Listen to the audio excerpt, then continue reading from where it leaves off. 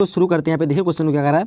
First question कह रहा है कि दर्पण की चौड़ाई को दर्पण का कहा जाता है। और आपसे बता दें, आप मतलब चैनल में न्यू है तो सब्सक्राइब कर लीजिए। यहाँ पे आपको 10वीं और 12वीं की कंप्लीट तैयारी कराई जाएगी, तो उसके लिए आप लोगों को फायदा होगा इससे, तो आप लोग सब्सक्राइब कर सकते हैं। इसलिए फर्स्ट क्वेश्चन का क्या आंसर हो जाएगा, 4 ऑप्शन में देख पाएंगे। तो यहाँ फर्स्ट करा इसमें क्या होगा, ऑप्शन नंबर यहाँ पे बी हो जाएगी। नहीं द्वारा क्या हो जाएगा, ऑप्शन नंबर बी। दर्पण की चौड़ाई को दर्पण का क्या कहते हैं, द्वारा कहते हैं। ऑप्शन में इस क्वेश्चन का बी हो जाएगा। चलिए आगे बढ़ते हैं। क्वेश्चन नंबर दूसरा करा, देखिए ध्यान से करा है कि डायऑप्टर उस लेंस की क्षमता होती है जिसकी फोकस दूरी जो है कितनी होती है। यहाँ पे देखिए ध्यान से ऑप्शन को, तो क्या जाएगा, काफ़ी इजी क्वेश्चन है। यहाँ पे बात आपको एग्जाम में पूछा जा सकता है। ऑप्शन में इस क्वेश्चन का डी हो जाएगा 1 मीटर। डायोप्टर उस लेंस की क्षमता होती है जिसकी फोकस दूरी 1 मीटर होती है। चलिए क्वेश्चन नंबर 3 करा देख पाएंगे, कह रहा है कि साइड मिरर के रूप में उपयोग होता है। ये भी काफ़ी मोस्ट इंपोर्टेंट क्वेश्चन है। मैं जितने भी क्वेश्चन दूंगा आपको एग्जाम के पॉइंट ऑफ से काफ़ी इंपोर्टेंट होगा, तो आप लोग इस वीडियो को एक बार दोबारा जरूर देखिएगा। तो 3 का क्या होगा, 3 का ऑप्शन नंबर ए हो जाएगा, यानी उत्तल लेंस क्या होगा, ऑप्शन नंबर ए। चलिए आगे बढ़ते हैं। क्वेश्चन नंबर 4 करा है कि जिस लेंस का एक तल उभरा हुआ हो लेकिन दूसरा तल जो समतल होकर जाता है उसको हम क्या कहते हैं। अच्छी तरह से आप लोग ऑप्शन को एक बार ध्यान से पढ़ लीजिए। यहाँ पे तो 4 का क्या होगा, ऑप्शन नंबर यहाँ पे डी हो जाएगा, यानी समतल और उत्तल क्या होगा, समतल और उत्तल। जिस तरह उभरा हुआ अगर दोनों तरफ हो तो उसको उत्तल लेंस कहते हैं, बट एक तरफ उभरा हुआ हो और एक तरफ समतल तो क्या कहेंगे उसको समतल और उत्तल। ऑप्शन इस क्वेश्चन का डी हो जाएगा। चलिए आगे बढ़ते हैं। क्वेश्चन नंबर 5 करा है कि सामान्य दृष्टि के वयस्क के लिए सुस्पष्ट दर्शन की जो न्यूनतम दूरी होती है कितनी होती है। तो एक बार अच्छी तरह से आप ऑप्शन को देख लिया। यहाँ पे काफ़ी ईजी क्वेश्चन है, बट ये आपको एग्जाम में पूछे जा सकते हैं। तो इसका क्या होगा, ऑप्शन नंबर 5 का क्या हो जाएगा, सी हो जाएगा, यानी 25 सेमी क्या होगा, ऑप्शन नंबर सी। आगे बढ़ते हैं। क्वेश्चन नंबर 6 कराया कि कांच का अपवर्तनांक जो है किस वर्ण के लिए अधिकतम है। कांच का अपवर्तनांक किस वर्ण के लिए अधिकतम है। ऑप्शन एक बार अच्छी तरह से देख लीजिए यहाँ पे ध्यान से। तो 6 का क्या होगा, 6 का ऑप्शन नंबर सी हो जाएगा, यानी बैगनी क्या होगा, ऑप्शन नंबर सी यानी बैगनी। चलिए आगे बढ़ते हैं। क्वेश्चन नंबर 7 करा है, क्या करा है, देखिए ध्यान से कह रहा है कि सूर्योदय और सूर्यास्त के समय सूर्य का गोला जो है दिखता है, यानी कैसा दिखता है। अच्छी तरह से ऑप्शन को आप लोग देख लीजिए यहाँ पे। तो 7 का क्या होगा, 7 का ऑप्शन नंबर सी हो जाएगा, यानी चपटा क्या होगा, ऑप्शन नंबर सी चपटा। चलिए आगे बढ़ते हैं। क्वेश्चन नंबर 8 करा है कि आमीटर को विद्युत परिपथ में कैसे जोड़ा जाता है। ऑप्शन को एक बार अच्छी तरह से देख लिया यहाँ पे। तो 8 का ऑप्शन नंबर ए होगा, श्रेणीक्रम क्या होगा, ऑप्शन नंबर ए श्रेणीक्रम। चलिए आगे बढ़ते हैं।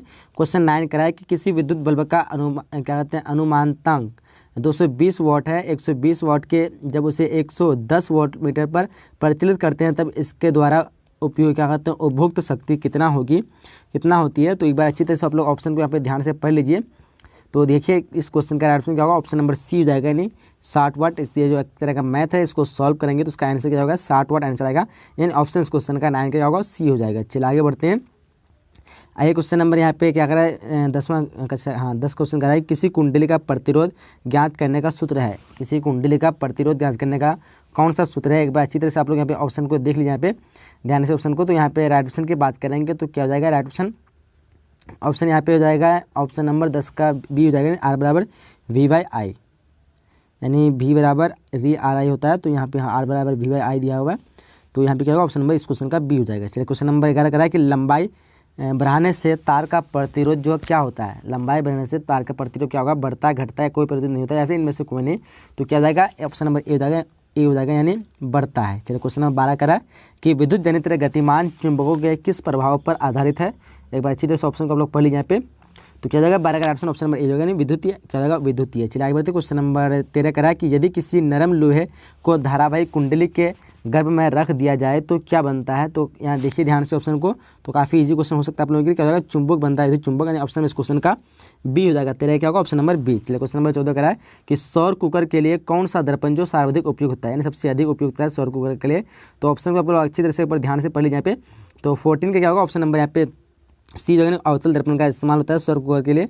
तो ऑप्शन क्या होगा, सी हो जाएगा। चलिए आगे नेक्स्ट क्वेश्चन बढ़ते हैं। उसके बाद क्वेश्चन नंबर 15 क्या करा, देखिए ध्यान से करा है कि ग्लोबल वार्मिंग के लिए उत्तरदायी है, यानी कौन जो ग्लोबल वार्मिंग के लिए उत्तरदायी है। ऑप्शन को एक बार अच्छी तरह से देख लीजिए ध्यान से। तो 15 का क्या होगा, 15 का ऑप्शन नंबर सी हो जाएगा, CO2 क्या होगा, ऑप्शन नंबर सी CO2। चलिए क्वेश्चन नंबर 16 करा है कि सौर कुकर में भोजन पकाने के लिए जो है किस ऊर्जा का प्रयोग किया जाता है। एक बार अच्छी तरह से ऑप्शन को देख लीजिए ध्यान से। तो 16 का क्या होगा, 16 का ऑप्शन नंबर बी हो जाएगा, क्या होगा, ऑप्शन नंबर बी, यानी सौर ऊर्जा क्या होगा, ऑप्शन नंबर बी सौर ऊर्जा। चलिए आगे बढ़ते हैं। क्वेश्चन नंबर 17 करा, जिस अभिक्रिया में क्या कहते हैं अवक्षेप का निर्माण होता है उस अभिक्रिया को क्या कहा जाता है। एक बार अच्छी तरह से ऑप्शन को आप लोग देख लीजिए। तो 17 क्या होगा, 17 ऑप्शन नंबर बी हो जाएगी, अवक्षेपण अभिक्रिया कहते हैं उसको, अवक्षेपण अभिक्रिया। चलिए क्वेश्चन नंबर 18 करा है, देखिए ध्यान से करा है कि 2 Mg + O2 बराबर 2 MgO, ये जो रासायनिक समीकरण किस प्रकार का है। एक बार अच्छी तरह से ऑप्शन आप लोग देख लीजिए यहाँ पे। तो देखिए यहाँ पे राइट ऑप्शन की बात करें तो 18 का ऑप्शन नंबर बी हो जाएगी, यानी संतुलन रासायनिक समीकरण। क्या है, एक संतुलन रासायनिक समीकरण है, यानी दोनों तरफ बराबर है। ठीक है। इसको अगर आप कहेंगे तो संयोजन भी कह सकते हैं, बट यहाँ पे संयोजन आपको उदाहरण में नहीं दिया हुआ है कि संयोजन का मतलब होता है दो पदार्थ आपस में जुड़ करके एक नए पदार्थ का निर्माण होना। यहाँ पे Mg मैग्नीशियम और ऑक्सीजन दोनों आपस में जुड़ता है, तो यहाँ पे संयोजन नहीं है, बट यहाँ पे संतुलन आपका दिया हुआ है कि दोनों तरफ बराबर है, तो क्या होगा ऑप्शन नंबर बी जो है संतुलन रासायनिक अभिक्रिया। चलिए आगे बढ़ते हैं। क्वेश्चन नंबर 19 कह रहा है, देख पाएंगे कह रहा है कि Zn प्लस CuSO4 तीर का चिन्ह दिया हुआ है ZnSO4 प्लस Cu ऊपर दी गई रासायनिक अभिक्रिया जो किस प्रकार की अभिक्रिया है। आप देखिए यहाँ पे ध्यान से 4 ऑप्शन दिया आपके सामने में, तो 19 का क्या होगा। 19 का राइट ऑप्शन की बात करेंगे तो ऑप्शन नंबर यहाँ पे बी हो जाएगी, यानी विस्थापन अभिक्रिया। क्या होता है विस्थापन अभिक्रिया। ये विस्थापन अभिक्रिया इसलिए होता है, अगर पढ़े होंगे तो अच्छी तरह से ध्यान होगा आप लोग को कि Zn और Cu यहाँ पे जो Zn जो Cu से अधिक क्रियाशील है, जबकि ये इसको हटा करके विस्थापन का मतलब ये होता है हटाना, एक जो दूसरे उसको हटा करके उस स्थान पे अपना स्थान ग्रहण कर लेना। तो ये Zn क्या करता है Cu को हटा देता है, जबकि Cu को हटाने के बाद ZnSO4 से अभिक्रिया करके ZnSO4 एक क्या कहते हैं यौगिक बनाता है, बाद में Cu जो है अलग हो जाता है, मैंने इसको हटा देता है। तो इस तरह अभिक्रिया हम क्या कहते हैं विस्थापन अभिक्रिया, यानी उसके स्थान को परिवर्तन कर देना। तो जो भी अधिक अभिक्रियाशील वस्तु मतलब क्या कहते हैं पदार्थ होगा यानी तत्व होगा, वो अगर दूसरे कम क्रियाशील तत्वों को हटा देता है, ऐसी अभिक्रिया हम क्या कहते हैं विस्थापन अभिक्रिया। तो ऑप्शन इस क्वेश्चन का बी हो जाएगा। क्वेश्चन नंबर 20 करा है संगमरमर का रासायनिक सूत्र क्या है। ऑप्शन के बाद अच्छी तरह से देख लिया यहाँ पे, तो क्या होगा 20 का ऑप्शन की बात करेंगे तो ऑप्शन नंबर यहाँ पे सी हो जाएगा ना CaCO3। चलिए आगे क्वेश्चन नंबर 21 करा है कि जल में अम्ल मिलाने पर जो हाइड्रोजन आयन की मात्रा में क्या परिवर्तन होता है। ऑप्शन को एक बार अच्छी तरह से आप लोग पढ़ लीजिए यहाँ पे, तो क्या हो जाएगा 21 का ऑप्शन नंबर ए हो जाएगा, बढ़ती है। क्या हो जाएगी ऑप्शन नंबर ए हो जाएगी। क्वेश्चन नंबर 22 करा है, क्या करा है देखिए ध्यान से, निम्न में कौन दुर्बल अम्ल है। आप देखिए ध्यान से दुर्बल अम्ल पूछ रहे हैं यहाँ पे, तो 4 ऑप्शन जैसे आप लोग देख पा रहे होंगे यहाँ पे। तो राइट ऑप्शन की बात करेंगे तो 22 का राइट ऑप्शन क्या होगा ऑप्शन नंबर यहाँ पे डी हो जाएगी ना CH3COOH। ये क्या है एक दुर्बल अम्ल है। दुर्बल अम्ल की आप लोग पहचान बता दें कि जितने भी यौगिक मतलब क्या कहते हैं अम्ल होते हैं जो घरेलू इस्तेमाल होते हैं, यानी जो प्राकृतिक अम्ल होते हैं, वो सभी अम्ल क्या होते हैं दुर्बल होते हैं। जैसे नींबू का रस हो गया, उसके बाद क्या कहते हैं जितने भी खट्टे पदार्थ हुआ जो कि फल सब्जी से निकलता है, ऐसे पदार्थ क्या होते हैं दुर्बल अम्ल होते हैं। बाकी जो अपने से बनाया जाता है रासायनिक वाला अभिक्रिया करें, जैसे HCl हो गया बनाया जाता है, H2SO4 ये बनाया जाता है, HNO3 ये सब क्या होगा सबल अम्ल हो जाएगा, ठीक है। और बाकी CaCO3 ये जो है ये एसिडिक अम्ल है, जो कि आपको सिरका में मिलता है, जो कि अपने प्राकृतिक अम्ल है। तो अधिकतर प्राकृतिक अम्ल जिसमें कार्बन की मात्रा हो वो सब क्या कहलाते हैं दुर्बल अम्ल कहलाते हैं, ठीक है। जितनी भी कार्बनिक अम्ल होगा उसको ये भी कह सकते हैं कार्बनिक अम्ल को हम लोग क्या कहते हैं दुर्बल अम्ल कहते हैं। कार्बन की मात्रा जिस अम्ल में होगा वो क्या हो जाएगा दुर्बल अम्ल होगा। जिसमें कार्बन की मात्रा नहीं होगा तो वहाँ पे दुर्बल ये नहीं होगा। देखिए यहाँ पे ये भी कार्बन नहीं है, इसमें भी नहीं है कार्बन, और इसमें भी कार्बन नहीं है, ठीक है। तो ये क्या हो जाएगा सबल अम्ल हो जाएगा। चलिए क्वेश्चन नंबर 23 कराए कि अम्ल और भस्म आपस में अभिक्रिया कर बनाते हैं, यानी क्या बनाते हैं। एक बार देखिए ध्यान से ऑप्शन को, क्षार बनाते हैं, लवण बनाते हैं, परबल क्षार या फिर परबल अम्ल। तो ये जो बनाते हैं लवण बनाते हैं, ऑप्शन में इस क्वेश्चन का बी हो जाएगा। 23 का क्या होगा ऑप्शन नंबर बी हो जाएगा। जब भी अम्ल और भस्मों को आपस में अभिक्रिया देते हैं वो क्या बनाते हैं लवण बनाते हैं। और ऐसी अभिक्रिया करने के प्रयोग को पूछा जा सकता है आप लोगों को कि रासायनिक अभिक्रिया कैसे कहते हैं। तो ऐसी अभिक्रिया को हम लोग रासायनिक अभिक्रिया भी कह सकते हैं, यानी जब अम्ल और भस्म को आपस में अभिक्रिया कराएंगे तो उस अभिक्रिया को हम लोग क्या कहेंगे रासायनिक अभिक्रिया कहेंगे। और रासायनिक अभिक्रिया के दौरान जो क्या उत्पन्न होता है तो लवण उत्पन्न होता है और साथ में जल उत्पन्न होता है, ठीक है।